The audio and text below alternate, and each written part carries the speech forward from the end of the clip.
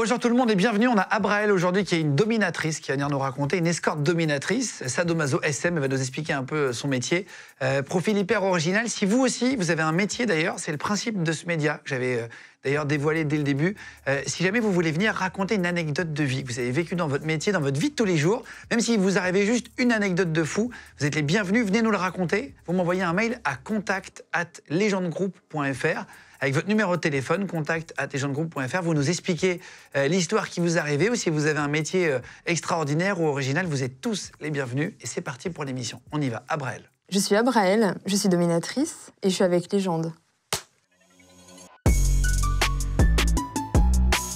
Bah parfait. C'est ça? Bah oui, du premier coup. Bienvenue. Au top. Merci d'être venu jusqu'à nous. Toi, t'es de Lyon, c'est ça? Oui, c'est ça. Ok, merci d'être venu. Je vous explique, soyez les bienvenus. Aujourd'hui, donc, Abraël est notre invité. Tu es dominatrice SM. Exactement. C'est ça?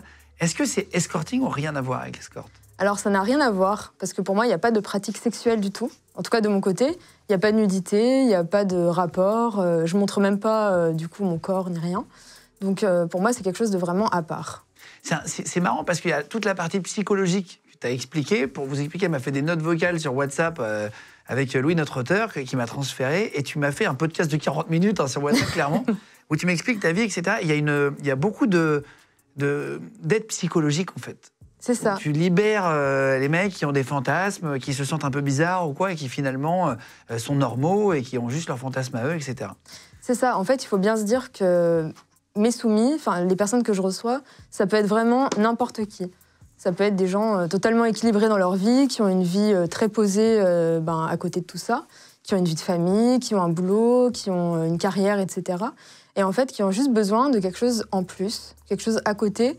Et c'est pas forcément un mode de vie, en fait, pour eux, de vivre entièrement de cette façon. C'est juste un échappatoire, parfois, qui leur permet de lâcher prise. Et au final, ça les aide beaucoup, eux, pour continuer à vivre leur vie normale, sereinement. Alors, tu disais, on va reparler après de ton parcours et tout, mais juste pour savoir le type de client que tu as en tant que dominatrice, est-ce que c'est comme le loup de Wall Street, tu sais, il va avoir à un moment donné une dominatrice, etc. Est-ce que c'est des mecs qui ont beaucoup d'argent, qui sont de grands patrons, avec beaucoup de stress, de nombre de salariés? Est-ce que c'est ce profil-là? Alors, il y en a qui sont de ce profil-là, effectivement. Après, aujourd'hui, il y en a de beaucoup de types différents. Ah oui. Et justement, maintenant, j'ai l'impression que même les personnes qui sont plus jeunes arrivent à se lancer dans le BDSM grâce peut-être à ce qu'ils voient sur les réseaux sociaux, grâce à Internet, en fait, le fait qu'ils voient que finalement, c'est quelque chose de normal pour eux. Alors qu'avant, il y avait vraiment ce côté, on a honte, en fait, on n'ose pas, on n'assume pas, et du coup, on essaye de réfréner un peu toutes ces envies-là. Et maintenant, j'ai l'impression que de plus en plus jeunes, on s'accepte tel qu'on est et on se prive pas, on se frustre pas de vivre ce qu'on a envie de vivre. Est-ce que c'est 50 nuances degrés qui a un peu, pas démocratisé, tu vois, parce que c'est pas vraiment du BDSM, c'est du truc un peu Disney, quoi. C'est du truc. Oui, non, mais après c'est édulcoré par toute l'histoire qu'il y a autour, qui est un peu cucu, quoi. Mais sinon, si, on va dire que bon, c'est quand même du BDSM, il y a des pratiques, etc. Il y a un peu le mindset du truc. Mais c'est beaucoup plus vaste, en fait, que tout ça. Juste, BDSM, ça veut dire quoi? Pour vraiment, imagine, tu parles à quelqu'un qui ne connaît pas du tout ça. Le BDSM, je crois que... Bondage? Ouais, bondage, sadomasochisme, en gros. C'est faire du mal et aimer souffrir. Disons que le BDSM, ça englobe énormément de choses différentes. Vraiment beaucoup. Ça peut aller un peu du fétichisme, un peu soumission, à des choses très hard comme le masochisme, le côté cérébral. Et en fait, il y a énormément de pratiques. Et contrairement, par exemple, au sexe vanille, comme on dit, c'est hyper vaste. Enfin, il y a des fétichismes à peu près sur tout. Peut-être c'est vrai. Ouais, tu vas nous les citer après, les fétichismes les plus originaux que tu as eus. Tu as eu des trucs, c'est une folie. Ah ouais, mais tout existe, en fait. Et justement, le BDSM, c'est tellement vaste qu'on est un peu les personnes à qui les gens qui ont des kinks un peu, entre guillemets, étranges... C'est quoi, les kinks? Les kinks, c'est un peu les perversions, on va dire. Ok, des trucs que t'aimes un peu dans le cul, quoi. Voilà, enfin... Dans le sexe. Oui, enfin, c'est un côté sexuel, mais aussi beaucoup de cérébral, en fait. Des fois, c'est même pas une excitation sexuelle, c'est plus une excitation cérébrale. D'accord. Qu'on les soumet. Alors attends, juste pour comprendre, donc dominatrice, tu t'inscris sur un site, etc. On vient te voir, c'est à l'heure, à la soirée, tu vas nous raconter tout ça. Mais juste pour comprendre, ça fait 5 ans que t'es domina. Oui. Avant, tu étais coiffeuse? Oui. Coloriste? Oui, tout à fait. Tu étais dans un salon, tout se passait bien, et un jour, pour expliquer, tu sortais avec quelqu'un, tu avais un mec, et qui te dit, voilà, on est en couple, il n'y a pas de problème. Par contre, à côté, j'ai une soumise. Voilà, alors en fait, il faut savoir que quand je l'ai rencontré, il avait déjà sa soumise, et en fait, je l'ai rencontré en connaissance de cause, qu'il avait cette vie-là de son côté à lui. Et au début, quand je me suis mis en couple avec lui, alors à l'époque, j'avais 20 ans, pour moi, c'était évident que, vu que maintenant il est avec moi, cette histoire avec cette soumise, c'était du passé et tout ça. Et au final, j'ai compris que c'était pas le cas, c'était pas du tout son but de se séparer de cette personne, et que pour lui, en fait, les deux relations pouvaient totalement vivre chacune de leur côté. Et t'as accepté? Ensemble. Au début, pas du tout. Au début, je comprenais pas. Enfin, j'étais pas du tout dans ce milieu. Je savais que lui, il l'était, et je l'acceptais, mais j'avais pas compris que cette fille en question allait rester, en fait, en même temps que moi. Bien sûr. Et quand il a été question de ça et que j'ai compris qu'il allait pas s'en séparer, au début, moi, j'ai décidé de le quitter. Parce que pour moi, c'était comme s'il avait 2 copines, et c'était pas possible, parce que, bon, j'étais plutôt classique dans mon schéma de couple. De couple, ouais.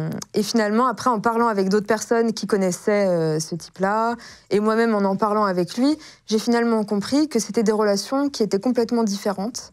Comme on pourrait dire. Une relation d'amour? Pas du tout, en fait. Un peu comme s'il avait un animal de compagnie. C'est un peu bizarre de dire ça, mais c'est comme s'il avait un chien et que je lui disais bon, maintenant que je suis avec toi, mets ton chien à l'SPA, tu vois. Ah, waouh! Ah, ouais. C'est un peu dans ce style-là. Et une fois que j'ai compris ça, j'ai eu beaucoup moins de mal à l'accepter et à le voir en tant que tel, c'est-à-dire comme une relation vraiment annexe à la relation qu'on avait nous, et même à me faire servir par sa soumise, par exemple. Mais non. Quand on était ensemble. Attends, je te crois pas. C'est vrai que t'étais pas du tout SM à l'époque. Non. Tu sors avec un gars et il a une soumise à la maison dans la vie de tous les jours. C'est ça. Enfin, elle n'était pas H24 avec lui, mais disons que de temps en temps, 1 fois par mois à peu près, elle venait, elle lui faisait la cuisine, le ménage, voilà, des choses comme ça, des services.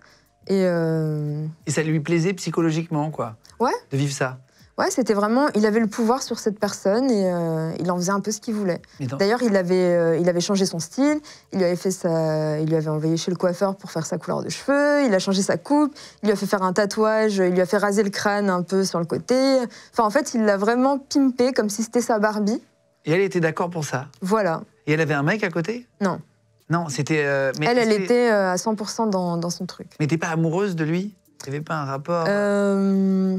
Alors après, je pense pas, parce que c'est quand même des relations à part entière et d'un style complètement différent des relations de couple. Donc c'est plutôt une adoration que de l'amour. Mais il n'y avait pas de relation sexuelle entre eux? Non. Jamais? Quand il n'est pas en couple, si. Mais quand il est en couple, non. En fait, c'est lui qui choisit en fait ce qu'il fait avec. Mais il accepte de venir juste pour faire le ménage? Voilà. Gratuitement? Oh oui. Attends, c'est incroyable ça. Bien sûr que c'est incroyable. Là, t'es d'accord que c'est original comme relation, c'est fou. Et résultat, donc toi, tu la voyais? Oui. Et du coup, elle devait aussi... qu'il y avait une autre fille dans la pièce, tout ça? En fait, moi, je pouvais pas lui donner d'ordre en direct parce que c'était pas ma soumise à moi. Mais en soi, si je voulais quelque chose, je lui disais à lui, qui lui disait à elle, et au final, elle me servait aussi. Non mais attends, c'est incroyable. Mais elle était habillée comment? Elle était habillée comme lui voulait qu'elle soit habillée. Donc, selon ses désirs à lui, donc souvent elle était un peu en gothique, parce que lui, il avait un style un peu rock et tout. Et c'est une fille qui travaillait à côté, qui avait une vie professionnelle, normale, entre guillemets? Totalement, ouais. C'est pas forcément un milieu de gens qui sont axés à 100% là-dessus. C'est des gens normaux qui ont ça à côté. Et comment ils se rencontrent, ces gens? Comment tu te dis, tiens, tu vas être ma soumise, tu vas me faire un bœuf bourguignon? Eh ben, tout dépend. Il y en a qui se rencontrent dans des soirées. Moi, je suis jamais allée en soirée personnellement, mais il y en a qui se rencontrent comme ça. Il y a aussi des sites il y a un peu le Facebook alternatif BDSM, qui s'appelle FetLife, qui permet aux gens de se rencontrer dans cette optique-là. Moi, en l'occurrence, j'ai jamais rencontré personne de cette façon, mais je sais que mon ex, en l'occurrence, avait rencontré sa soumise dans un salon, où lui, comme il avait sa marque BDSM, il avait un stand, et globalement, un jour, elle a voulu essayer un collier, et c'est comme ça que ça a commencé. Ah ouais? Voilà. Elle a voulu essayer un collier? Un collier BDSM de chien, quoi. Ah, waouh. Et il lui a demandé si elle voulait faire un tour avec et machin. Et donc après, tu es coloriste, donc cette relation se passe, machin. Voilà, pour moi, cette relation, elle avait aucun impact sur moi. J'ai accepté lui, comment il était, mais moi, je suis restée comme j'étais. J'avais juste ce truc à côté, enfin, de par lui. Et moi, j'étais pas encore là-dedans. J'étais curieuse parce que ça m'avait ouvert des portes, en fait, de découvrir ce type de relation. J'ai eu envie d'essayer moi-même à un moment pour le côté un peu marrant du truc. Mais bon, j'avais trouvé personne de sérieux pour vraiment le pratiquer. Donc j'avais un peu abandonné parce que c'est pas non plus quelque chose qui me tenait à cœur en particulier ou quoi que ce soit. Ah ouais. Et donc, quand tu es au salon de coiffure, ça se passe bien, t'es dans un bon boulot.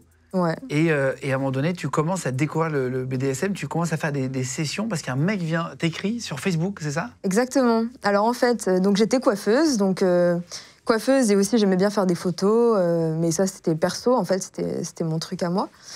Et sur Facebook, il y a quelqu'un anonyme avec une photo du truc de base Facebook sans image qui vient me parler pour me demander si toutefois je pouvais le dominer contre de l'argent.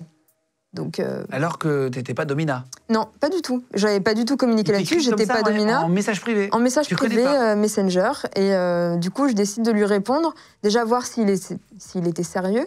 Donc je lui demande une preuve pécuniaire de sérieux pour voir si c'est que du vent ou s'il est vraiment sérieux dans sa démarche. Et au final, il me donne un code PCS, donc je me dis, bon, pourquoi pas. C'est quoi? PCS? Ouais. C'est les trucs qu'on achète en bureau de tabac. Je connais pas, je connais pas. En fait, tu donnes de l'argent, il donne un code, et en fait, c'était une carte PCS, tu peux recharger ton solde via le code. D'accord, ok. Un peu comme un truc Amazon. Ok. Voilà. Ok, donc il t'envoie de l'argent. Voilà. Tu le domines pour la première fois? Et donc déjà, je vois son sérieux, on discute un petit peu de ce qu'il veut, tout ça, et au final, on décide de se voir. Moi, à l'époque, j'étais en couple, dans une relation totalement vanille, c'est-à-dire classique. Pas BDSM? Voilà, pas du tout BDSM, mais vraiment relation normale, exactement. Et en fait, je décide d'en parler à mon copain de l'époque, en lui disant, il y a lui qui me propose tant d'argent, donc c'était 200 € pour 2 heures. Moi, j'avais aucune notion entre guillemets, des prix qui se pratiquaient là-dedans. Je me suis dit, c'est toujours ça. Moi, mon salaire à l'époque, c'était pas grand-chose. Donc, c'était quand même une rentrée d'argent. Je me disais aussi, ça peut être marrant.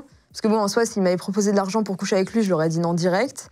Alors que là, 200 € pour qu'il fasse le ménage chez moi, bon. Il te dit juste, je fais le ménage, non? Non, il m'a dit qu'il voulait être mon soumis, qu'il voulait que je le frappe, des trucs comme ça. Et aussi faire le larbin, donc... Ok. Ah oui, donc il te demande 200 € pour faire quoi? Enfin, comment ça se passe? Tu connais pas le truc? Je connais pas le truc. En fait, il me propose 200 € pour que je le domine. Et en me disant à peu près ce qu'il veut. Il veut que, en gros, je le maltraite, que je l'insulte, que je l'humilie, en gros, et faire le larbin. Et moi, je me suis dit, on va essayer. Je me suis dit, au pire, ça sera marrant. Au pire, j'aurai 200 €. Oui, c'est ça. Voilà, j'aurai 200 €. Au pire, s'il n'est pas content, il reviendra pas. Mais en tout cas, moi, j'aurais vécu ma petite expérience. Je me serais amusée. Voilà, et en plus, je suis avec mon copain. Donc, ton copain était là? Ouais, il était là. En fait, je lui en ai parlé pour savoir si ça l'intéressait qu'on fasse ça à deux. Parce que je trouvais ça plus marrant. Et puis, je voulais l'inclure un peu dans le truc parce que je voulais pas qu'il se sente rejeté dans le... Voilà. Je me suis dit, pour qu'il accepte, c'est encore mieux s'il participe. Voilà. Pour que ça soit plus sain entre nous et qu'il voit ce que c'est. Et je me suis dit, déjà 100 €, c'est déjà bien dans ma poche. Ouais, c'est ça, vous avez partagé et vous avez fait quoi? Comment t'improvises Alors, en fait, il faut savoir que ce soumis, il avait des idées déjà de ce qu'il voulait que je lui fasse. Il ne m'imposait pas, mais disons qu'en fait, il me suggérait tout le temps. Donc, il me suggérait, je sais pas, et vous aurez envie de me donner des gifles, vous aurez envie de me cracher dessus, des choses comme ça. Et du coup, en fait, ça m'aidait à savoir ce qu'il voulait. Même s'il ne me le demandait pas ou il ne me disait pas j'aimerais que vous me fassiez ci, ça, oui, machin. il te le faisait comprendre comme ça. Et voilà, et du coup, moi, évidemment, je lui disais oui, c'est ça que j'ai envie de te faire, tout ça, quoi. Et je me suis dit, au pire, franchement, s'il n'est pas content, c'est pas grave. Il n'y a rien de grave là-dedans. Je vais pas me mettre la pression. Au pire, ça sera drôle et basta. Oui, au pire, tu sauves pas des vies. Voilà, c'est ce que je te disais. Délire, etc. Exactement. Voilà, il n'y a aucun risque. Je veux dire, il n'y a pas d'opération à cœur ouvert. Exactement. C'est ça. Il n'y a pas d'enjeu. Donc, je me suis dit, voilà, il n'y a pas de pression à avoir, quoi. Et donc, résultat, tu le fais, ça se passe comment? Il est très content. Au final, il décide de revenir. Donc après, il est revenu tous les mois de façon régulière. Et avec mon copain ou sans mon copain quand il pouvait pas. Et ton copain, il faisait quoi à côté? Mon copain, il le trimballait un peu en laisse et tout. Et ce qu'il faut savoir, c'est qu'aussi le soumis m'apportait tout le matériel. pour le dominer. Donc en fait, j'ai rien eu à investir dès le départ. T'as ramené ton matos, après tu vas nous montrer un peu. Voilà, enfin c'est un autre matos, mais en tout cas il m'a offert par exemple son collier, sa laisse, des bougies, enfin en fait tout ce qu'il voulait que j'utilise sur lui, il me l'a offert. Donc en fait au début, globalement, c'était un peu difficile au tout début parce que j'avais aucune idée de ce que je devais faire. Mais vu son matériel, j'ai compris un peu ce qu'il attendait. Donc je le faisais à ma façon, sans me forcer à quoi que ce soit. Et c'était très bien comme ça. Et donc lui, ça se passe bien. Et comment tu deviens professionnel? En fait, comment est-ce que tu dis, tiens, je suis coloriste dans un salon de coiffure, j'ai un petit délire avec mon mec, là, dominer un mec. Comment est-ce que tu passes d'un coup à la version professionnelle, entre guillemets? Bah, ça s'est fait avec le temps. Au départ, j'avais vraiment que lui. Et je voulais vraiment pas que ça soit un truc dont j'ai besoin, en fait, pour vivre. Je voulais vraiment pas que ça ait une place trop importante. Pour moi, c'était vraiment un bonus. Et par exemple, quand il m'imposait, parce que lui, il était rarement disponible, quand il m'imposait des créneaux où il voulait, ou machin, ou que ça m'arrangeait pas, ou alors qu'il voulait des pratiques que j'avais pas envie de faire, j'étais hyper fermée. Enfin, j'avais aucune concession à faire, quoi. C'est, il s'adapte ou il s'en va. J'avais vraiment pas du tout envie de me forcer. Voilà. Donc, vraiment, pour lui, au début, je me suis dit, bah... On verra s'il reste, mais en tout cas, moi, je vais sûrement pas m'écraser pour satisfaire ses propres désirs. Du coup, ça, c'est le même mec? Au début, c'était le même mec tout le temps, et ça a duré un certain temps, et du coup, notre relation, elle s'est un peu améliorée au fil du temps, il y a une complicité qui s'est un peu créée. Au début, j'avoue que ça me dégoûtait presque. Enfin, au tout début, en tout cas, j'avais beaucoup d'a priori, parce que pour moi, la soumission masculine, c'était pas quelque chose qui m'attirait du tout. J'avais une image un peu préconçue du truc, notamment quelque chose d'assez sale, l'image d'un mec un peu larvesque qui rampe à mes pieds. Enfin, je trouvais pas ça du tout attirant. Je préférais les hommes plutôt forts, plutôt puissants.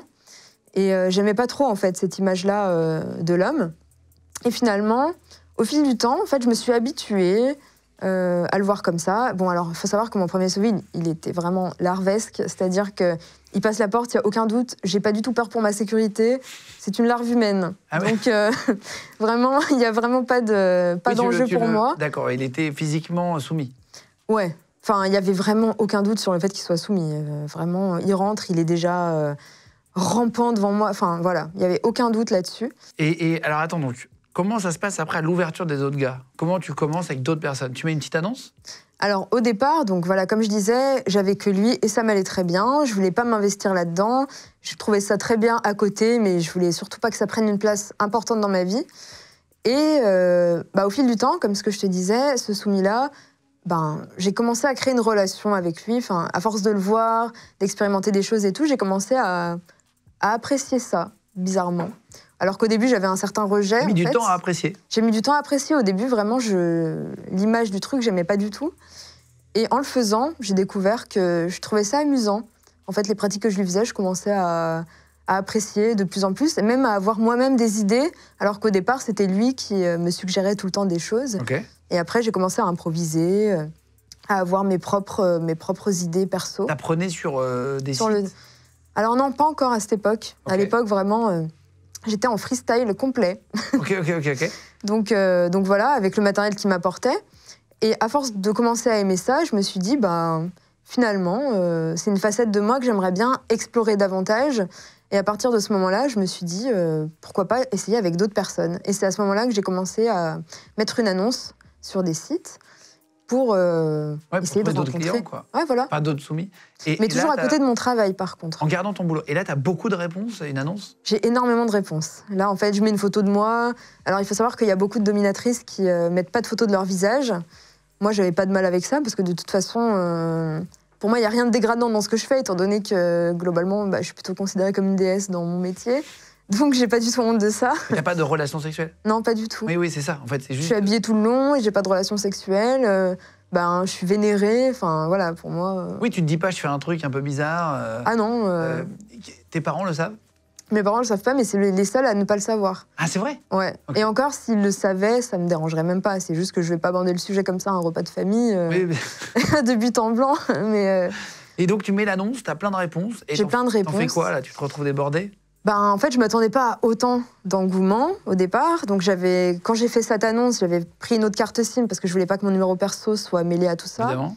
Donc, je reçois énormément de messages, énormément de tri à faire parce que, parmi tous les messages, il y en a une petite proportion qui est sérieuse et plein d'autres qui sont des fantasmeurs, ce qui arrive beaucoup.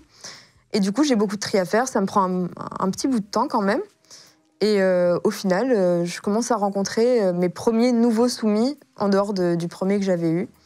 Et au début, c'était un peu déroutant, parce que même si j'avais mes habitudes avec le premier, des nouveaux, c'est quand même la nouveauté. J'ai pas l'habitude, en fait, j'ai l'habitude de la même personne, je le connais et tout.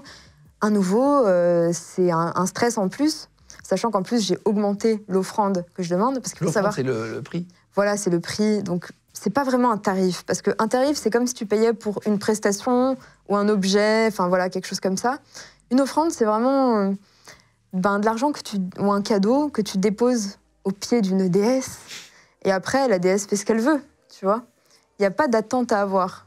Donc, ouais. Mais tu vois, parce qu'il y a aussi Money Slave.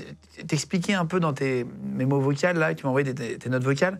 Il y en a que tu domines financièrement. C'est ça. Pas physiquement, mais on va y arriver après. Donc là, t'enchaînes, t'as des clients de quel âge, là? C'est quoi Au début, donc, je demande pas d'acompte. Parce que je viens de commencer et tout. Oui, tu sais pas comment, voilà. Voilà, je sais pas encore. J'apprends en fait le fonctionnement. Donc j'ai des faux plans, des gens qui fantasment un peu sur le rendez-vous mais qui viennent pas. Donc pour moi, c'est toute une préparation en plus parce que vu que je suis pas encore totalement à l'aise avec ça, je me prépare énormément psychologiquement à recevoir une nouvelle personne. Il y a mon copain du coup qui attend dans la chambre au cas où il y a un problème. Enfin voilà, c'est un peu. Tu caches ton mec derrière? Ouais. Je le cache dans une pièce. Il n'écoute pas, mais disons que voilà, c'est par sécurité aussi. J'accueillais des inconnus, en l'occurrence c'était chez moi au début. Donc, attends, t'accueillais chez toi? Ouais. Ah waouh. J'avais pas de donjon à l'époque. Ouais, donc un donjon c'est quoi d'ailleurs Un donjon, disons que c'est un lieu qui est dédié à ça. Ok, une pièce dans laquelle tu mets des accessoires.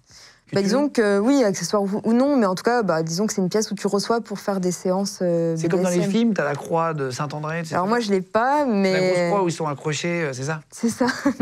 Je vois que tu es très documenté sur le sujet. On va parler des objets après, justement. Mais... je suis très documenté. Oui. Normalement, je connais à peu près. Je suis jamais allé, d'ailleurs, j'ai fait... 16 ans de radio libre, donc j'ai testé plein de trucs, j'ai accompagné mon équipe dans un club libertin une fois pour aller voir comment ça se passait à l'intérieur et tout. Mais je connais pas bien le milieu, pour le coup, des dominas. Ça m'intéresse, je trouve ça intéressant, etc. Mais j'ai jamais franchi cap. Si je l'avais fait, je l'aurais raconté, tu vois, au contraire. J'aurais partagé mon expérience, mais c'est pas le cas, tu vois. D'accord. Mais je connais ça parce que c'est dans 50 nuances degrés, c'est un peu connu. Ah bien sûr, oui. La croix de Saint-André, ouais, c'est un peu les trucs de base. Oui, c'est le truc du Moyen-Âge, parce que exactement, même dans les trucs de torture, d'ailleurs. Il y a beaucoup de trucs, en fait, du Moyen-Âge qui sont repris dans le BDSM. Par exemple, les trucs où il y a le trou pour la tête, le pilori, quoi. Ah oui, avec les mains là, c'est ça, non? C'est ça, enfin il y a plein d'accessoires un peu comme ça.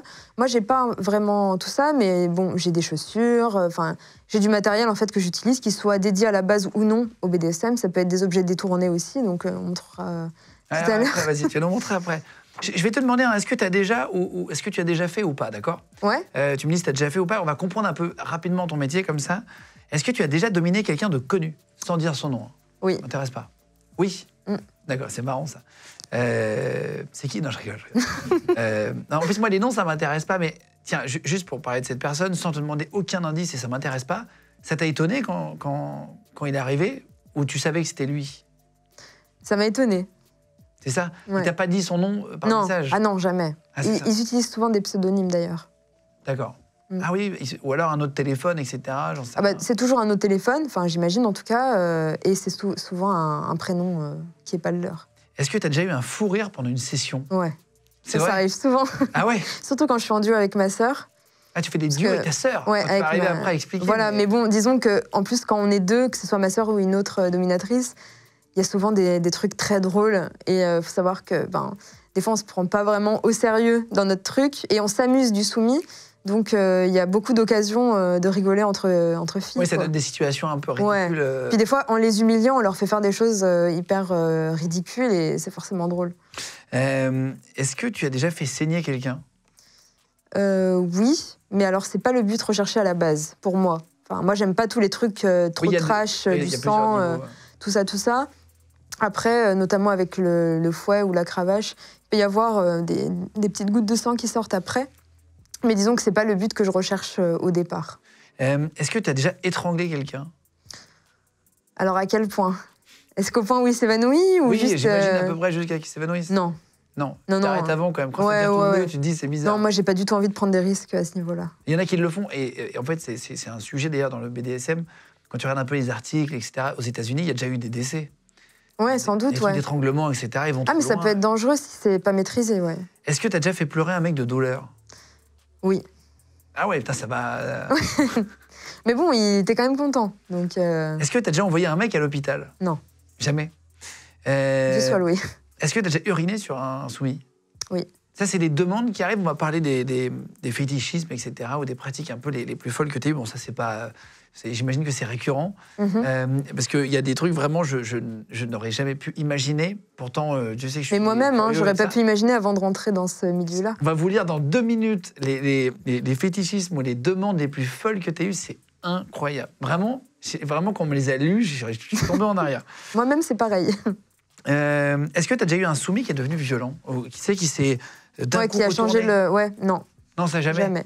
Parce que tu disais que tu avais ton mec qui se cachait, tu n'as jamais eu besoin de sécurité? J'ai jamais eu besoin de sécurité, mais j'ai toujours quand même pris mes précautions pour pas avoir de problème, enfin, pour que mes problèmes soient corrigés si jamais il y a besoin. Est-ce que tu reçois des couples parfois? Est-ce qu'il y a des gens qui viennent à deux? Alors j'ai eu quelques demandes, mais j'ai jamais accepté, parce que déjà pour moi, recevoir 2 personnes en même temps que je connais pas, c'est une limite pour moi. J'ai pas envie d'avoir 2 inconnus en fait en même temps, on sait jamais, enfin ils sont en supériorité numérique, voilà. Ah ouais, tu fais gaffe. Ouais, donc si jamais je connais déjà la personne, s'il invite sa compagne, pourquoi pas. Mais en tout cas, direct, non, pour moi, c'est pas possible. Et t'as des femmes qui viennent te voir? Non. C'est que J'ai des pas hommes? de femmes qui viennent me voir. C'est vrai, je croyais que c'était un truc un peu mixte, justement. Alors c'est mixte, mais disons que moi, en fait, étant donné que je demande une offrande, les femmes, en général, je pense que si elles ont besoin d'être dominées, elles arrivent facilement à trouver quelqu'un qui va le faire gratuitement. Ah oui, c'est plus dur de trouver, dans le sens fille de... Un homme qui cherche une femme pour le dominer, il est, entre guillemets, obligé de donner une offrande. C'est quoi? C'est de la misère sexuelle? C'est quoi? En fait, est-ce que c'est le fait qu'il faut payer parce que c'est pas naturel?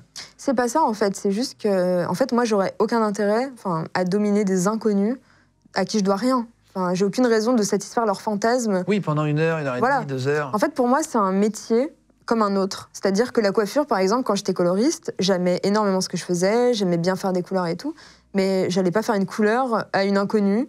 Même si j'aime bien la couleur que je lui fais, je vois pas pourquoi je lui ferais gratuitement, en fait. Oui, tu fais payer un service. Ouais, c'est ça. Mais que tu ferais à ton mec dans la vie, par exemple? Voilà, ouais. Ça, tu le ferais? Ouais, comme j'aurais coupé les cheveux de mon copain dans la vie. Ouais, je comprends. Okay, ouais, c'est vrai, c'est un service enfin, un délire. Ouais. Et on va parler de ça après, mais est-ce que c'est possible pour toi aujourd'hui d'être en couple, de rencontrer quelqu'un, d'avoir des histoires d'amour en parallèle de ton métier? Bien sûr. Oui. Et c'est déjà arrivé. Enfin, d'ailleurs, j'étais en couple quand j'ai commencé. Après, il se trouve que ça s'est terminé. Et j'ai re-été en couple par la suite. Voilà. En plus, avec des gens que j'ai rencontrés parfois grâce à mon activité. Ah, c'est vrai? Ouais. T'as déjà rencontré des mecs qui venaient te voir en client? À la base, oui, et maintenant je le fais plus parce que maintenant je cloisonne en fait ma vie privée et ma vie pro et je trouve ça très bien comme ça. Je trouve ça même mieux. Voilà, exactement. Et est-ce que tu t'autorises? Ouais, est-ce que tu as déjà eu des soumis qui t'ont dit tiens, est-ce qu'on peut aller boire un verre avant? J'en ai plein. Mais en fait, ceux-là, je les recadre immédiatement parce que c'est pas ce que je cherche. Non, mais dans le sens où ils ont peut-être peur, c'est ce que tu... Ah, tu veux dire avant? Oui, avant, te dire, tiens, on se voit, je te fais l'offrande, mais on se voit 10 minutes avant en bas, dans un café, parce que j'ai peur de monter chez toi, je sais pas qui y a. Tu vois ce que je veux dire? Ça arrive souvent. Enfin, ouais, ils ont besoin d'être rassurés. Quand ils sont timides, quand c'est la première fois, ils ont besoin vraiment de prendre un peu le temps, de découvrir la personne, en fait, qui est au-delà de la dominatrice. Derrière le masque. Voilà, c'est ça. Et ça, tu le fais? Et ça, je le fais. Alors, pas forcément aller à l'extérieur. Il se trouve que, par exemple, ce matin, je suis allée prendre mon petit déjeuner avec un soumis. On n'a pas du tout fait une séance, mais on est allé boire un café et il m'a offert mon petit déj, mon croissant. À Paris, là? Ouais, à Paris. C'est ça? Ah oui, tu as dit que tu venais pour l'émission? Voilà. Ah, t'étais à Paris et... Voilà, et du coup, il m'a proposé, avant qu'on fasse une séance, qu'on discute un peu ensemble et tout, et du coup, contre une offrande. Donc, j'ai pris mon petit café et j'ai pris Et il te mon paye en offrande. plus pour le petit déj? Voilà. C'est exceptionnel, ta Donc vie. c'était trop bien, mais oui, Ah, ma bah, vie est trop bien. Non, mais attends, c'est marrant. Ouais, non, mais attends, je te le sais. Mais sinon, il y en a, voilà, qui, quand c'est la première fois, ils sont très timides, ils sont très stressés. Moi, j'ai envie qu'ils soient à l'aise pour qu'ils profitent de leur expérience derrière à fond et qu'ils soient pas frustrés et stressés Et là, avant qu'on commence. c'est de la psychologie, mais là, tu disais que t'aimais les mecs virils et justement pas soumis, etc. Après, tu disais que finalement, ça t'avait plu à long terme. Est-ce que tu pourrais être en couple avec quelqu'un que tu soumets dans Dans la partie intime, oui, bien sûr. En fait, non, pour ça moi, serait possible. c'est vraiment des choses que je mets à part, en fait. Il y a notre relation, et après, il y a ce qu'on fait dans la vie intime. Et ça n'a rien à voir, ça n'impacte pas du tout la relation que j'ai avec la personne. En fait, que je le soumette de temps en temps, ou que lui, il me soumette, par exemple, ça n'a ça pas du impacte tout... pas, ouais. Voilà, ouais. On reste les mêmes personnes qu'on était avant. Je vais te citer les choses que tu nous as dit, les fétichismes les plus fous. Mhm. Enfin, les plus fous, en plus, il n'y a pas de jugement de valeur. C'est-à-dire que chacun a ses trucs, et le principal, c'est de pouvoir les assouvir et puis d'être heureux. Le but unique c'est dans la vie, c'est d'être heureux. Voilà. Oui. Donc, il n'y a aucun. Mais c'est les plus étonnants, on va dire. OK ? On va dire ça comme ça. Est-ce que tu veux nous en dire, toi, de tête ? Et après, moi, je vais te dire un peu tout ce que tu nous as dit, mais est-ce que tu peux nous en citer ? Les fétichismes, Oui. il y en Demande a... les plus folles. Alors, un truc qui peut paraître fou à la base, mais qui pour moi maintenant est devenu hyper normal, c'est le fétichisme des odeurs. Alors, il y a des hommes en fait qui aiment les odeurs, par exemple des pieds. Ils aiment sentir l'odeur des pieds naturels des femmes en fait. Et même les aisselles parfois. L'odeur de la transpiration, c'est quelque chose qui va leur apporter du plaisir. OK. Donc voilà, ça à la base ça paraît un peu bizarre, mais au final c'est quelque chose de très très courant. Chez les hommes. Plus courant qu'on imagine. Beaucoup plus, ouais. Après, il y a tous les fétichismes des matières, mais ça, c'est quand même assez fréquent. On parlait Le cuir, du latex tout à l'heure. tout comme ça. Voilà, alors moi, c'est pas trop mon délire. Il y a des dominas qui sont vraiment full cuir, full latex. Moi, c'est pas trop mon cas, mais il y a des vrais fétichistes de ça. Enfin, Toi, tu t'habilles pas en Dragon Ball Z. Non. Enfin, Mais après, des fois, j'ai des tenues en vinyle, par exemple, ou en latex. Mais bon, c'est pas quelque chose que je vais porter de moi-même. C'est vraiment si je suis avec quelqu'un qui est fétichiste de ça, je fais le pas parce que, en soi, ça peut aussi me plaire un peu, mais c'est pas mon truc à moi personnellement. OK. Tu nous avais dit dans tes notes vocales, tu nous as dit les doudounes. Ouais, alors des fois, j'ai des demandes très farfelues. Et en l'occurrence, un fétichiste des doudounes. Donc je ne pensais pas que ça existait. Et ben si. Il te dit porte une doudoune. Ouais. OK. Voilà. Voilà, tu fais du coup. Bah ouais, non mais je suis ouverte à plein de choses. Oui, hein. c'est Franchement, ça. porter une doudoune, c'est pas un frein pour moi. Hein. Bah non. et les chatouilles aussi. Les chatouilles, c'est hyper courant. Les Ouais. Ouais. Mais que moi, je leur en fasse par contre. Oui, c'est ça, tu fais des guillis. Ouais. Moi, personne me touche, donc personne ne peut me chatouiller. Mais moi, je peux les chatouiller, ouais. Et ils aiment ça. Et souvent, c'est lié à l'enfance d'ailleurs. C'est quoi le rapport sexuel avec des chatouilles? Ils font quelque chose d'autre en même temps ou... Non. Tu fais juste des chatouilles? Juste des chatouilles, ouais. Avec les mains ou avec une plume ou voilà, divers accessoires. Surtout les mains et les plumes et les brosses à cheveux aussi. Ah ouais, OK. Et tu leur attaches les mains pour pas qu'ils se... Ouais, c'est ça? ils sont attachés, ouais. Et alors, il y en a, attention, c'est de plus en plus fou, des fromages qui puent. Oui, alors ça, c'était à mes tout débuts. J'étais sur un site et je reçois une demande de quelqu'un qui me dit que son fantasme, c'est d'être forcé à renifler des fromages très odorants. Voilà, et que je sois déguisée en crémière. Il y avait tout un storytelling sur le truc. Donc je lui ai dit non. Parce que bon, j'avais pas trop envie de me déguiser en crémière et tout. Et puis j'avais pas trop envie que ça sente le fromage. Et il voulait en soi que je lui mette des fromages. Sur le corps? Voilà, et de le forcer à sentir. OK. Ouais, enfin, il y a vraiment tout. En fait, le BDSM, c'est ce que je disais tout à l'heure, c'est ultra vaste. Alors, bon là, on avance. Hein. Il en reste 3, vous allez voir, ça monte crescendo. Honnêtement, j'en ai entendu beaucoup. J'ai fait quand même 15 ans de libre antenne sur Énergie et sur d'autres radios et tout. J'ai quand même entendu beaucoup d'anecdotes de sexe. Il y a beaucoup de clients qui nous ont appelés, des dominas à l'époque, etc. Mais j'ai jamais entendu des anecdotes aussi folles. C'est vrai? Non. Il y en a, leur fétichisme, c'est de se faire péter dessus. Oui, j'ai beaucoup de demandes là-dessus. Donc moi, je le fais pas. Ah, beaucoup de demandes? Ouais. Ah ouais, ok. C'est un peu Donc, comme il n'y a dans pas le de truc. jugement, c'est juste étonnant, j'ai jamais entendu, c'est tout. Bah ouais, et puis moi, en plus, pour moi, la dominatrice, j'ai une certaine image, en fait, de la dominatrice que j'ai envie d'être. Et c'est un peu la femme fatale, la déesse qu'il faut vénérer, enfin voilà, tout ça. Et pour moi, la déesse ne pète pas. Enfin, dans ma conception du truc. Donc moi, je le fais pas. C'est plus princesse, fais pas caca. Voilà. Exactement. C'est ce voilà. qu'on disait. Le plus étonnant, moi, ce qui m'a vraiment le plus impressionné, c'est qu'il y avait un gars qui voulait se faire rouler dessus en voiture. Alors moi aussi, c'est celui qui m'a le plus impressionné. Et ça s'appelle une tentative de meurtre au bout d'un moment. Alors il voulait pas se faire rouler sur le corps, il voulait se faire rouler, je crois, sur la main ou sur le bras ou un truc comme ça. Waouh. Mais voilà, en fait, tout ce genre de demandes, j'ai eu beaucoup de demandes. Ça devient glauque, là. Voilà, des demandes un peu glauques. Il y en a un aussi qui m'écrivait sur Skype pour me dire qu'il était complètement au bout du rouleau, que limite il voulait se suicider, et que du coup, il m'avait envoyé sa carte d'identité avec son nom, son adresse et tout. En gros, il voulait que je le fasse chanter ou je sais plus quel truc comme ça, que je prenne sa carte bleue et que je vide son compte, des trucs comme ça. Et là, c'était vraiment autodestructeur. Ah ouais, et en fait, sens que le mec va mal. Voilà, et en fait, les demandes comme ça, il faut apprendre à comprendre que c'est des personnes qui sont pas bien. Qui vont mal, ouais. Et en tout cas, moi, de mon point de vue, il faut pas essayer d'abuser de ces gens-là, quoi. Il faut les protéger d'eux-mêmes. Et il y en a beaucoup, en fait, qui sont là, mais pas pour les bonnes raisons. Et eux, il faut les recadrer. Il y en a qui doivent en profiter. Il y en a sans doute qui en profitent. Parce que c'est un peu tout et n'importe quoi, les dominats, non? Quand tu regardes, regardez un petit peu sur il y a des catalogues carrément de je sais plus comment s'appelait ce site, on avait regardé justement ton profil, etc. Lady Xena, oui. C'est ça? Voilà. Il y a plein de faits, et parfois tu sais pas si c'est des vrais profils, si c'est de l'arnaque, il doit y avoir des... Alors c'est un site quand même où c'est quand même plutôt contrôlé. En fait, il y a des petits badges qui disent photo OK, par exemple, donc ça veut dire que tu as envoyé une photo de toi aussi, en selfie, machin, voilà. Donc, la demande la plus ouf que tu as eue, c'est et t'as demandé de faire semblant de l'exécuter. Ouais, il y a eu un simulacre d'exécution, machin, et pareil, ça... En fait, ça m'a un peu saoulée, j'avais pas trop envie de me lancer là-dedans. En fait, c'est que ça devient répréhensible, limite. Tu sais, si le mec il te dit, vas-y, fais-moi chanter. Il peut aller porter plainte dans 2 semaines et puis il dit, allez, fais chanter.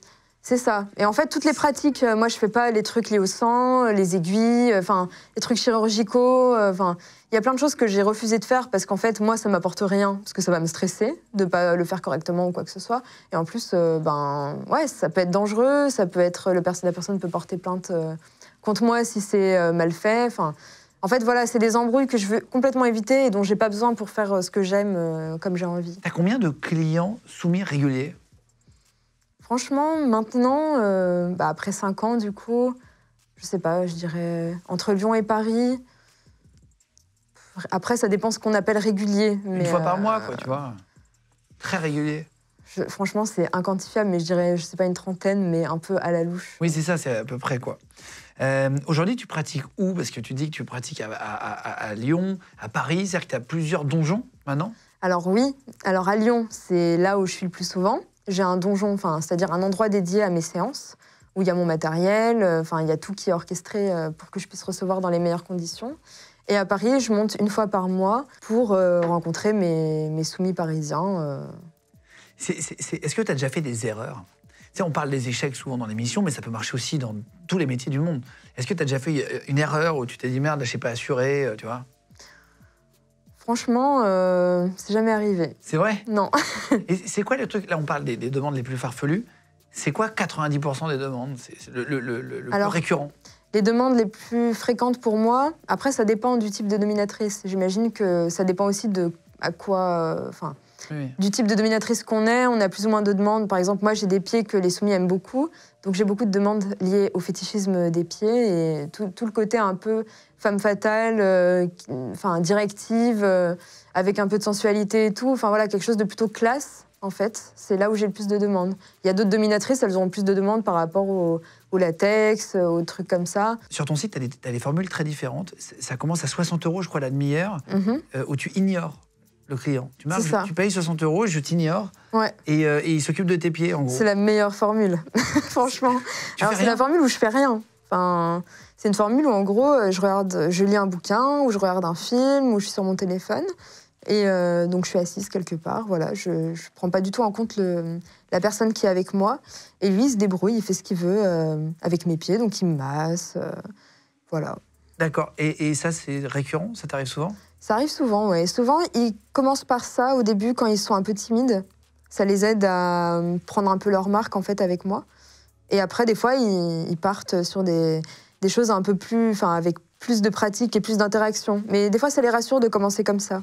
Et donc, c'est des formules où les mecs arrivent, ils te disent bonjour, où tu les ignores, vraiment, ils arrivent dans la pièce, tu les regardes même pas. Enfin, on a du mal à imaginer. Ouais, comment ça se passe? Oui, parce qu'un club échangiste, entre guillemets, c'est une boîte de nuit où il y a des gens qui font des trucs, il y a des petits lits, machin et tout ça. Donc, c'est plus imaginable, tu vois, pour le commun. Parce que 99,9% des Français sont jamais venus voir une escorte. Une dominatrice. Oui, oui. Donc, du coup, on n'imagine pas, par exemple, il paye 60 €, il le donne à quelqu'un, ou c'était toute seule, il le donne à toi. Tu vois, comment ça marche? Eh ben, d'abord, il m'envoie un message sur mon téléphone, on discute un petit peu. Donc moi, j'ai une approche quand même assez sympathique. Enfin, par message, je suis pas là pour faire peur aux gens non plus. Enfin, Oui. après, ce qui se passe dans la séance, c'est dans la séance, mais de base, je suis quand même assez sympa avec mes soumis. Enfin, j'ai pas d'image à avoir en particulier. Après, si on me saoule, je vais pas me prendre la tête non plus avec eux. Mais disons que voilà, je suis plutôt friendly au début. Voilà, on prend rendez-vous, on se voit. Quand ils arrivent, je suis plutôt sympathique aussi avec eux. Enfin, selon le type de séance. Il y en a où je suis sévère dès le départ, mais par exemple, une séance indifférence comme ça, je vais leur parler normalement. Tu leur ouvres la porte, tu dis bonjour à toi. Oui, voilà, bienvenue. Enfin voilà. Ouais, oui. okay. Ils me donnent l'offrande avant, et puis ensuite, je vais m'asseoir sur mon truc. Je leur dis, assieds-toi sur ton coussin. Et puis après, ils me massent les pieds, par exemple. D'accord, ok. Et des fois, on discute, en fait. Je suis pas forcément sur un bouquin. Des fois, on échange un petit peu. Et notamment, j'ai un soumis qui a commencé comme ça. Et aujourd'hui, c'est un soumis très, très régulier. Vous avez grossi les séances? Complètement, ouais. Et on se voit toutes les semaines maintenant. Et ils te payent 60 €, ils passent une demi-heure juste sur tes pieds, ils font rien d'autre? Alors maintenant, ils me payent plus parce que c'était que les premières fois, enfin la première fois où il a commencé comme ça, mais maintenant... Non, mais la formule classique, pour la formule, le menu A1. Disons que oui, le type de séance où j'ignore complètement le oui, non, mais c'est soumis. pour comprendre la base, tu vois, parce que c'est important. Psychologiquement, c'est très loin de ce qu'on a l'habitude d'entendre. Alors là, c'est même pas forcément soumission. Là, c'est vraiment que fétichisme, parce que moi, je fais rien. Mais donc, eux prennent du plaisir sexuellement, quand même? Eux, en fait, il faut se dire qu'ils sont fétichistes des pieds. Et du coup, juste masser, toucher des pieds qu'ils trouvent beaux, ça leur apporte du plaisir. Ils n'ont même pas forcément besoin de faire autre chose. Ils se touchent même pas en même temps? Pas forcément, non. D'accord. Et après, ils te disent, tu dis, ça fait une demi-heure, maintenant, au revoir? Ouais. Et le gars te dit merci. Alors, on se serre pas la main, mais oui. D'accord. Non, attends, c'est... En fait, ça paraît tellement fou, tu sais, par rapport aux habitudes, comme toi, d'ailleurs, la première fois, tu disais, ça t'avait étonné, etc. Est-ce que... Il y a beaucoup de concurrentes, entre guillemets, il y a beaucoup de dominas, ou c'est un métier qui est assez, finalement, pas élitiste, mais tu vois, il y a peu de gens qui le pratiquent? Alors, il y en a beaucoup et pas beaucoup. Par exemple, à Paris, il y en a plus que dans les villes de province, mais en soi, par rapport au nombre d'habitants, il n'y en a pas non plus énormément. Il y en a, je sais pas, une dizaine, une quinzaine, et chacune a son style propre, donc disons que... C'est un peu difficile de parler de concurrence là-dedans, étant donné que c'est une personne en fait que tu vas mettre que tu vas comparer aux autres, et une personne est toujours unique. Donc, si tu as un peu un coup de cœur pour une, elle n'a pas vraiment de concurrence. Oui, en fait, il y a pas vraiment, il y a un peu, chacun a sa vision du BDSM, entre guillemets. C'est ça, ouais. Il y a autant de visions du BDSM que de gens, tu m'as dit. Oui, exactement. Dans ta note vocale. Tu pratiques avec ta sœur, tu disais? Oui. Attends, c'est incroyable. Alors, il faut savoir que... Non, mais c'est fou, j'ai jamais entendu ça, tu vois. Moi, j'ai commencé seule au départ. Donc, j'avais mon soumis, donc avec mon ex à l'époque. Après, je l'ai continué seule quand je me suis séparée de mon ex et tout. Et ma sœur, avec qui on parlait régulièrement de tout ça, quand elle a vu que je commençais à vouloir recevoir des nouveaux soumis, elle a voulu se lancer avec moi aussi, alors qu'elle faisait beaucoup de virtuel à l'époque, c'est-à-dire des webcams. Elle faisait ça aussi? Voilà, elle faisait que du virtuel. Vous étiez quand même portées un peu sur le sexe, toutes les deux? Alors, tout le monde ne fait pas des webcams ou de la domina, tu vois, il y avait un théo. Alors le sexe, je sais pas, mais en tout cas, il y avait toujours un peu ce truc-là, un peu sulfureux. Ouais, sulfureux, un peu original. Voilà. Et elle s'amusait aussi avec ça. Et quand j'ai commencé à faire du réel, elle a eu aussi envie de s'y mettre, mais qu'avec moi au début. Parce qu'elle voulait vraiment faire ça que pour s'amuser. Et ça la rassurait énormément qu'on soit à deux et pas toute seule. Et on a fait beaucoup de duos au début, et c'est là où j'ai eu les plus gros fous rires, comme ce qu'on disait tout à l'heure. Les premiers duos, etc.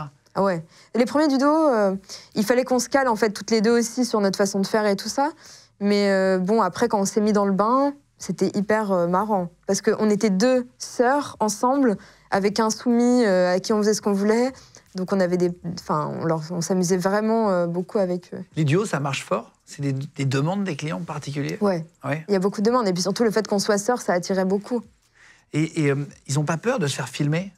Les gens tu disais, il y a des gens connus qui viennent te voir, des patrons, des si, ouais. Ils ont très peur. Tu dis que tu es sur ton téléphone, par exemple, ils n'ont pas peur que tu les prennes en photo? Si, beaucoup. Il y en a qui nous le disent avant les séances et tout, surtout pas de photos et tout. Mais il faut savoir que de toute façon, nous, notre but, c'est pas du tout de mettre en danger ou d'afficher des soumis qui viennent nous voir. Ça serait hyper contre-productif pour nous de faire ça contre leur consentement. Donc en général, quand on les filme, enfin non, pas en général, tout le temps, c'est toujours avec l'accord des soumis et ils sont toujours cagoulés. Parce qu'il faut savoir que même si on diffusait des vidéos sans cagoule et sans anonymat, ça rassurait pas non plus les nouveaux. Par exemple, s'il y a un tatouage, on met du scotch dessus, enfin voilà, des trucs comme ça. Ah oui, d'accord, tu fais hyper gaffe. Tu as ramené des accessoires pour nous montrer, pour présenter un peu à tous ceux qui regardent et tout. Alors moi, je connais pas du tout, je sais pas du tout ce que tu as ramené. J'ai ramené des accessoires rigolos. Ok, très bien. Voilà, enfin rigolos. Oui, originaux, surprenants. Surprenants. Alors, premièrement, les pantoufles. Ouais. Alors, à ton avis, pourquoi je porterais des pantoufles comme ça? T'as dit que c'était pour les odeurs. Oui. C'est ça? Exactement. T'as dit avant que c'était Bah oui, j'ai spoilé le truc. C'est ça. Du coup, rien de mieux que des pantoufles rembourrées, en fourrure. Un peu ancien, enfin un peu abîmé. Le style n'a pas grand-chose à voir avec le truc, mais... C'est ça. Non mais c'est fait exprès, je veux dire, c'est des trucs comme ça sent fort. Voilà, vu que ça tient chaud, évidemment, voilà. J'ai ramené aussi un masque que j'ai trouvé très très drôle. Bon là, du coup... Alors, j'aime bien rigoler, moi, en séance. Donc c'est hyper drôle que je leur mets ce truc et que je leur fais du mal et que je vois ça. Parfois, tu leur mets ça à eux? Ah bah oui, je pas à moi, ça. tu Non, mais c'est rigoles. pour ça que je comprenais pas. Je me disais, mais attends, elle met ça en... Ah mais je mets pas ça pour moi, tu rigoles ou quoi? Non, c'est pour eux. Et c'est très très drôle. Et je fais des vidéos des fois, mais c'est à mourir de rire. Ah, c'est vrai? Ouais. Ah, d'accord. Avec ce truc-là, c'est... Est-ce que tu en deviens un peu sadique? Ouais. C'est vrai? Ah bah oui. À force de faire des jeux comme ça, tu prends du plaisir à... Ah bah oui, c'est hyper drôle. Mais n'importe qui, je pense. Ouais, au bout d'un moment, Si t'as l'occasion de faire ce que tu veux et que la personne te laisse faire ce que tu veux sur elle, t'as forcément envie de pas prendre en compte oui, bien sûr. sa douleur et ses états d'âme, quoi. Donc ça, c'est le masque, ok. Il est trop bien, ce masque, je il l'adore. fait peur. C'est vrai que j'ai déjà vu dans des caméras cachées, il est horrible. Il est affreux. Tu le portes, il est horrible. J'ai ramené ceci aussi. Ça, c'est pour faire du pain, non? Ça ressemble un peu. Ça fait super mal. Non, c'est pour mettre des fessées, c'est ça? Ok. Ouais. Alors, on t'a suivi sur Twitter pour regarder, etc. Et tu as repartagé un compte où tu mets des claques à un garçon, des gens extrêmement forts. Oui. Mais tu lui casses pas les dents? Alors non, je lui ai pas cassé les dents. Mais non, mais c'est abusé. Je suis resté bouche bée. Alors, il faut savoir que, voilà, ça, c'est pour une chaîne vidéo qui fait que des vidéos comme ça. Des vidéos de très grosses gifles.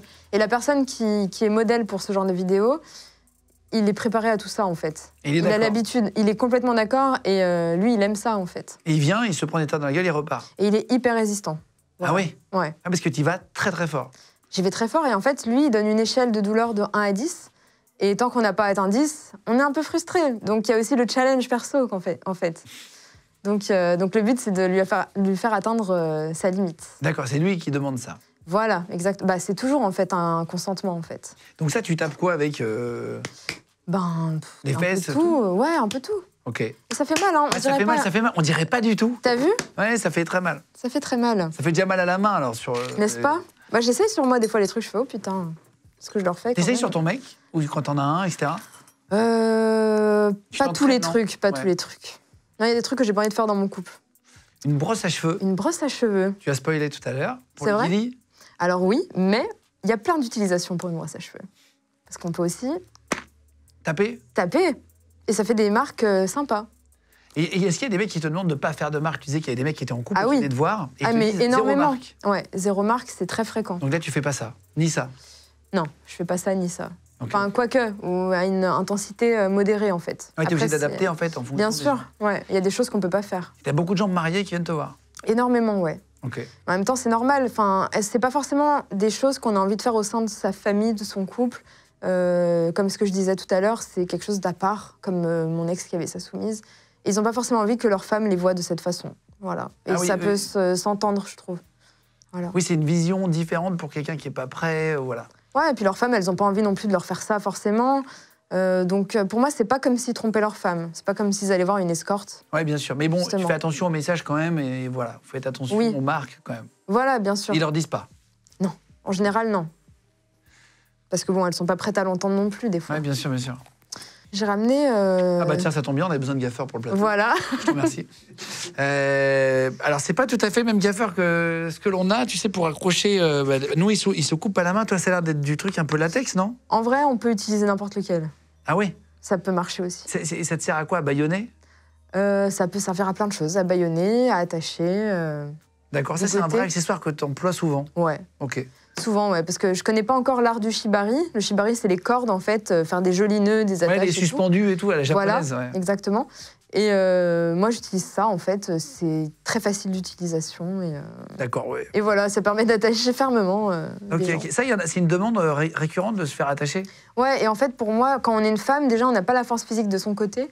Donc, attacher l'homme pour qu'il n'ait pas la puissance de se rebeller ou quoi que ce soit, c'est aussi assez puissant au niveau cérébral. Ah oui, je d'accord. trouve. Ouais. Que même s'ils ont envie, bon, ils n'ont pas envie, hein, mais même Parce que s'ils si- avaient envie, ils pourraient rien faire. Est-ce que comme... ça, c'est des rumeurs que j'ai toujours entendues, mais dans le SM, est-ce qu'il y a ce qu'on appelle le safe word, le mot de sécurité, où le mec te dit, je sais pas, un mot moquette, là, ça veut dire stop, on rigole plus, on sort du jeu et tu me détaches. Moi, je travaille sans safe word parce que je vais... Enfin, de moi-même, je sens là où il faut s'arrêter ou pas. Après, quand je sens qu'il y a un peu un flou, parce que des séances un peu plus masochistes, par exemple, pour le soumis, j'ai besoin de savoir, parce qu'il peut crier... Enfin, il peut montrer des signes comme quoi il souffre, mais ça veut pas forcément dire qu'il faut que j'arrête. Donc là, il y a besoin de mettre un safe word, et souvent, c'est même plutôt un geste. Je leur dis, par exemple, je sais pas, lève le pouce, ou Ah oui, d'accord, d'accord. un truc comme ça, parce que bon, des fois, ils sont bâillonnés, donc ils peuvent pas dire de Ah safe oui, oui. word. Donc, il y a un signe quand même pour que je sache si c'est vraiment une douleur qui dépasse les limites, ou si c'est normal. Ah, qu'est-ce que tu as d'autre comme objet?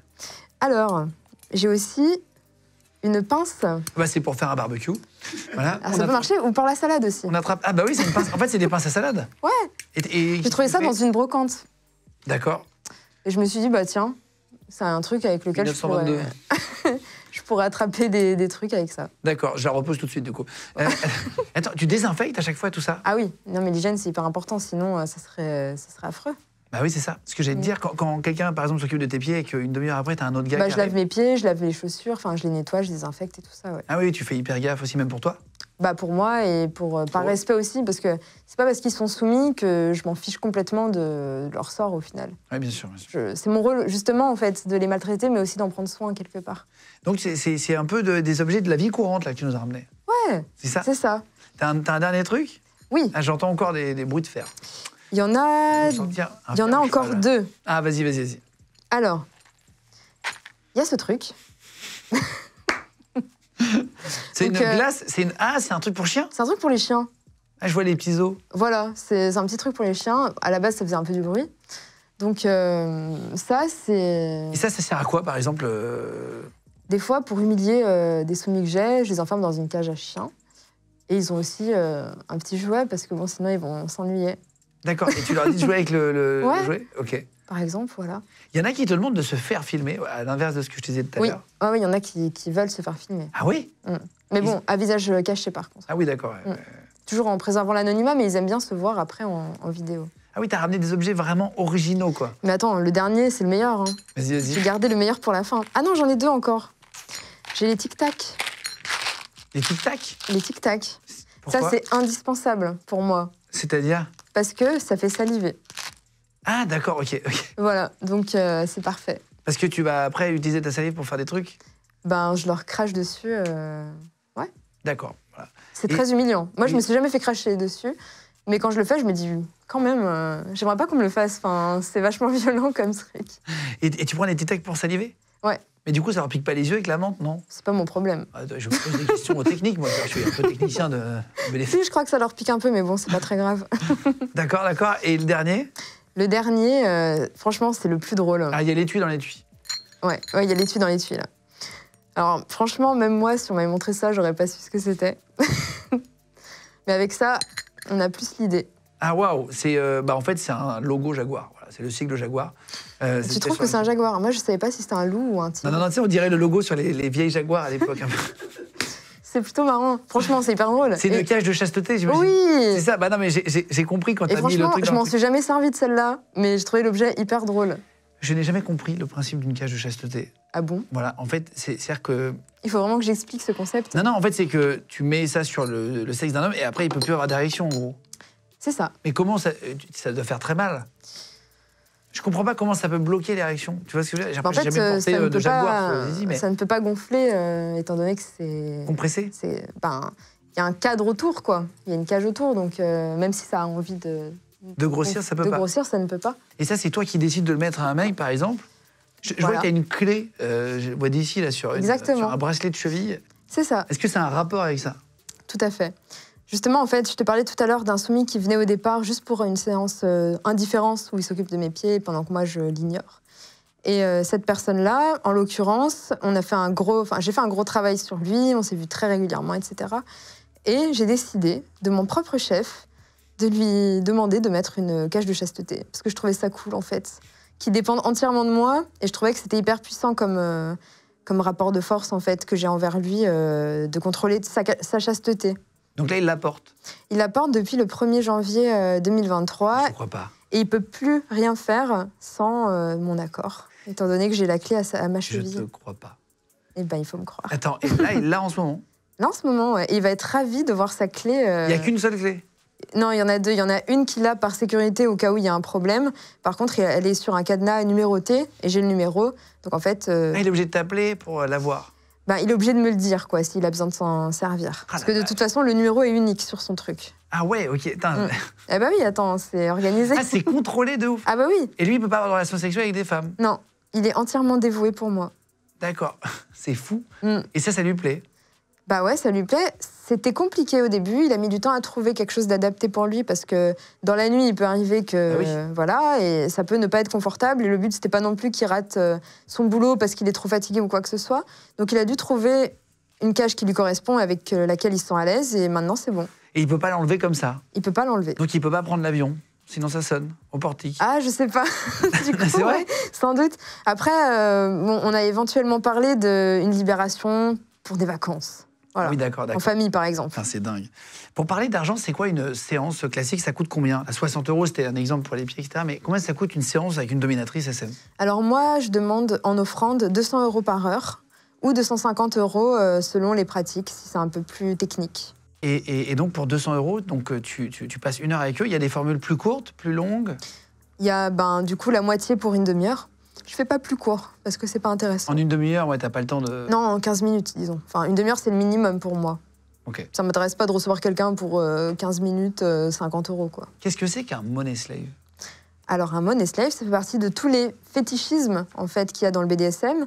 Et c'est un fétichisme lié à l'argent, au fait d'être, entre guillemets, dépouillé, même si c'est pas vraiment dépouillé, parce que le but, c'est pas non plus de les mettre en difficulté financièrement, mais en tout cas, qui donnent tout ce qu'ils ont, eux, pour leur plaisir, tout le fruit de leur travail qu'ils ont pu économiser pour leur truc en plus, en fait, en dehors de manger et vivre. Et tout ça, ils le donnent à des femmes qu'ils considèrent comme supérieures.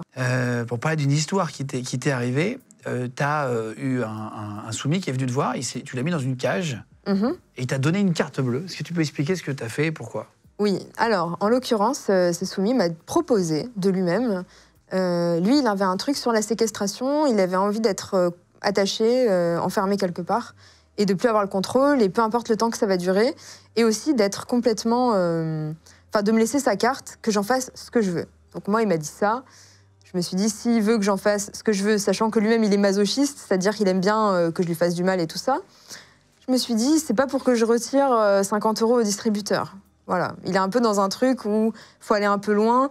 Et je me suis dit, s'il me donne sa carte, autant que j'aille au maximum, enfin, entre guillemets, au maximum, parce que j'ai pas non plus abusé tant que ça, mais en me disant, au pire, si c'est trop, je rendrai ce qu'il veut reprendre et basta. Mais ça serait dommage, en fait, de me freiner moi-même, parce que j'imagine des choses à sa place. Et donc là, il est dans une cage, chez toi? Donc voilà, je l'ai amené chez moi, je lui ai pris ses affaires, je l'ai enfermé dans une cage, il était attaché à l'intérieur. Et il m'avait donné sa carte avec son code de carte, avec un petit post-it et tout. Donc pour tester, parce que je me suis dit, bon, on les connaît, je vais aller au distributeur, je vais faire le code et ça va pas marcher. J'ai toujours un petit doute quand même. T'es toujours méfiante. Toujours un peu, même si je le connaissais déjà. Donc, il faut savoir que j'ai un TPE, un espèce de petit boîtier. Oui, à carte, quoi. Voilà, à carte. Et j'ai testé en live, j'ai fait 100 €. Je me suis dit, bah, on verra si ça passe. Et c'est passé, donc je me suis dit, bah, allez, go. Donc à partir de là, je suis allée au distributeur.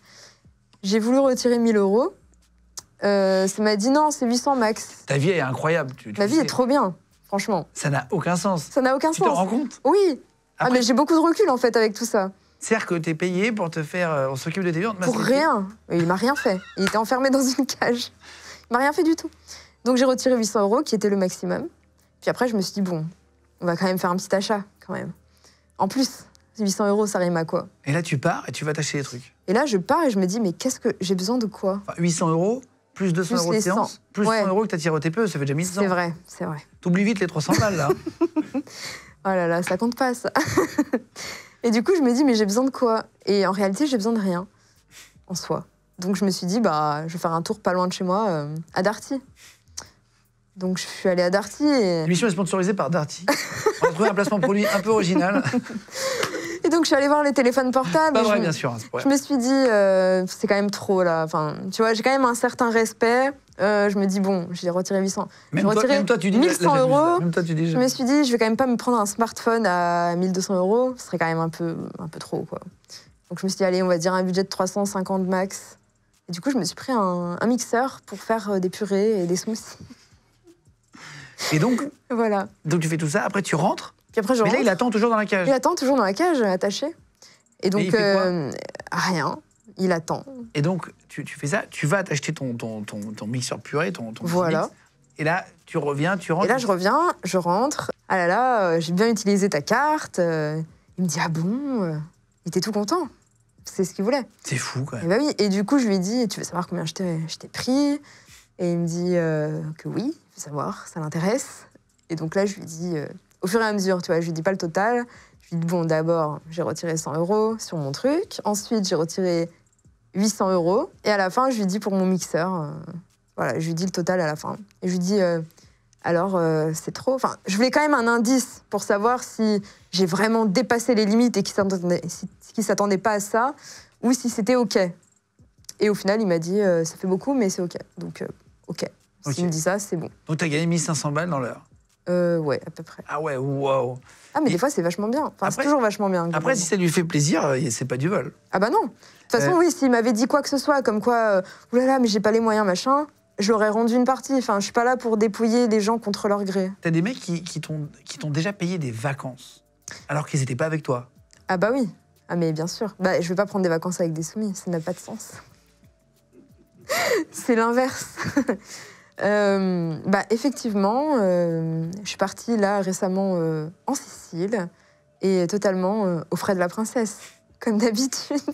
Mais c'est ça, tu dis sur Twitter, je t'ai vu faire. Hein. Tu dis sur Tu m'as Twitter. vu faire. Non, mais j'ai Eh ben oui. regardé. Et tu dis, tiens, voilà. Je veux ça. Je veux ça. Tiens, j'ai eu 600 € aujourd'hui, c'est pas assez, vous rajoutez. Et après, Voilà. ton screen et Il faut- t'as en fait, 7000 voilà. €. Déjà, il faut arrondir déjà. Oui, c'est ça, tu fais Parce que bon, arrondir. je veux faire quoi avec une somme par ronde? Enfin, c'est pas joli, tu vois. Donc, Et donc, du coup, les gars en rajoutent. oui. Et des fois, ce qui est bien, c'est qu'il y en a plusieurs qui rajoutent, et après, c'est plus rond. Et donc, il faut encore rajouter. Et c'est un cercle qui n'a pas de fin. Et du coup, raconte une anecdote sur une des vacances offertes. Eh ben, j'ai un de mes soumis que j'aime bien. Et quand je le vois, ben lui, vraiment, je le dépouille, mais très fort. Voilà. Il me fait des virements de 1000 €, machin. Et du coup, c'est des soirées très lucratives pour moi et très rigolotes. Et là, en l'occurrence, il m'a payé mes vacances en Sicile, donc le Airbnb, 1200 balles. Du coup, Donc là, quand ils t'offrent des vacances comme ça, ils te demandent une contrepartie, des photos, des trucs ou rien? rien du tout. En fait, ils n'ont rien à me demander parce que c'est des offrandes. Il a beaucoup d'argent, par exemple, ce monsieur? Oui. Oui, c'est ça. Mais disons que je lui prends presque la moitié. Et un jour, tu te laves les cheveux. Voilà. Attends, tu prends. Et en plus, attends, j'étais en vacances. Attends, Oui, je prends à peu près la moitié de ce qu'il gagne. Mais je te crois pas. Eh ben, il faut me croire. C'est comme ça.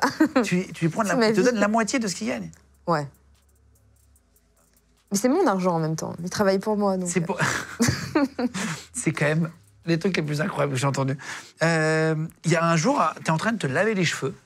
Et t'as un gars qui t'écrit, qui dit voilà. Un jour en vacances. Un jour en vacances, tu te laves les cheveux et il y a un mec qui te dit tiens, un money slave, comme tu dis, c'est esclave money. Il a déjà. Money slave. Ouais, celui-là, il avait déjà payé une paire de mes Louboutins, par exemple. Bon, je savais qu'il était sérieux. Et il me demande maîtresse, est-ce que vous êtes disponible pour du virtuel? Et là, je sais que c'est le moment. Il faut le cueillir quand il est mûr. Tu vois, c'est pas dans 3 heures, c'est maintenant. Donc je me lave les cheveux, je lui dis bien évidemment, je suis disponible pour du virtuel. Il te voit pas là? Non, il me voit pas du tout. Donc je lui dis va sur ma wishlist et prends-moi la première offrande de 111 €. Parce qu'en fait sur ma wishlist, j'aime bien les trucs un peu jolis. Voilà, j'ai un sens de l'esthétisme. Donc il y a plusieurs items, il y en a un à 111, un à 222, 333. C'est quoi des items pour ceux qui connaissent pas du tout? C'est juste un objet dans ma wishlist qui n'a pas de valeur physique en fait. C'est un bon d'achat. C'est une offrande. Voilà, c'est un bon d'achat, voilà.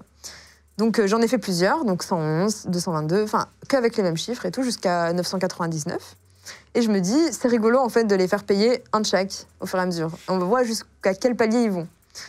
Et donc lui, je lui dis, prends le premier, donc il prend le deuxième à 222. Après, il voulait un peu arrêter, mais j'ai quand même insisté, il faut toujours un peu insister quand même. Et il a quand même fait, donc il m'a pris le dernier à 333, et il s'en est arrêté là. Ce qui m'a fait 666 € pour me laver les cheveux, globalement. C'était plutôt rentable. Mais c'est pas un peu pigeon, là, non? Si, mais ils aiment, en fait, c'est ça. Oui, c'est ça, ils savent que c'est ça. Ils sont pris pour des pigeons, et eux-mêmes, ils aiment être pris pour des pigeons. Ouais, carrément. C'est fou. Et pour parler un peu des soumis aussi psychologiquement, c'est un bienfait, c'est un peu comme aussi quelque part de la psychologie, voir un psychologue, ça leur fait du bien de te voir. Ça leur fait énormément du bien parce que c'est des gens en fait qui gardent toujours ça caché en fait. Ils l'expriment à personne, ils osent en parler à personne, ni à leurs copines, ni à leurs amis. Ils sont complètement seuls là-dedans. Heureusement, maintenant, il y a Internet et ils voient qu'ils ne sont pas seuls dans ce truc-là. Parce qu'à une époque, c'était vraiment très refermé. En fait, les gens, ils s'avouaient très peu fétichistes même ou soumis. D'ailleurs, c'est la génération du dessus qui a 50, 60 ans. Oui. Tu parlais d'un Canadien. Exactement, ouais. Qui est venu pour te voir. Il est venu pour me voir, il en a profité pour visiter Paris aussi, mais globalement, le sens de sa venue, à la base, c'était pour me rencontrer. Et lui, ça lui a fait énormément de bien, en fait, de pouvoir enfin réaliser ce qu'il avait toujours intériorisé et ce qu'il n'avait jamais pu accepter avec toutes ses relations auparavant. Il a toujours été rejeté par rapport à ça, il a essayé d'en parler avec ses compagnes, et ça n'a jamais été apprécié. Et lui, il voulait quoi, concrètement en termes de pratique? Oui, qu'il n'avait jamais fait.